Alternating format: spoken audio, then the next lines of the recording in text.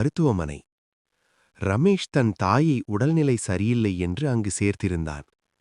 மருத்துவர் மருந்து மாத்திரைகள் எழுதிக் கொடுக்க, அதை வாங்க அதே மருத்துவமனையின் கீழ்த்தளத்தில் இருந்த மெடிக்கலுக்குச் சென்றான்.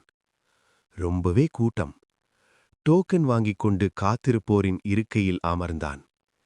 ஏதேச்சையாக கீழே பார்க்கும்போதும் யாரோ தவறிவிட்டுச் சென்ற 500 ரூபாய் நோட்டு கீழே கிடக்க, ரமேஷ் சற்றும் யோசிக்கவில்லை. அதை யாரும் பார்க்காத வகையில் எடுத்து தன் சட்டையில் போட்டுக்கொண்டான். யார் தவறவிட்டிருப்பாரோ என்றெல்லாம் அவன் யோசிக்கவில்லை. தனக்கு 500 ரூபாய் கிடைத்த மகிழ்ச்சியில் அமர்ந்திருக்க, அதே நேரம் ஒரு மூதாட்டி அங்கு வந்தாள். கையில் மருந்துச் சீட்டு. பலரிடம் அதை காண்பித்து, தன்னிடம் பணம் இல்லை, யாராவது மருந்து வாங்கிக் கொடுத்து உதவுங்கள் என்று கேட்டுக்கொண்டிருக்க, ரமேஷ் எங்கே தன்னிடம் வந்து கேட்டுவிடுவாளோ என்று முகத்தை வேறு பக்கம் திருப்பிக் கொண்டான்.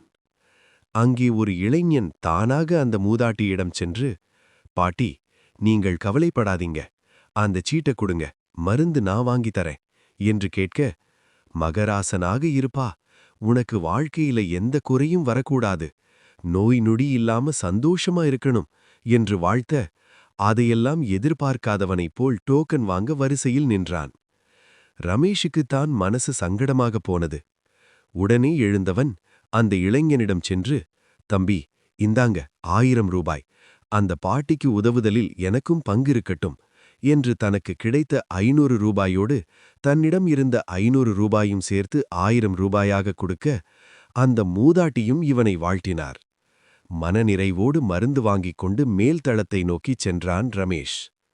எழுத்து சரவணன் சூர்யா.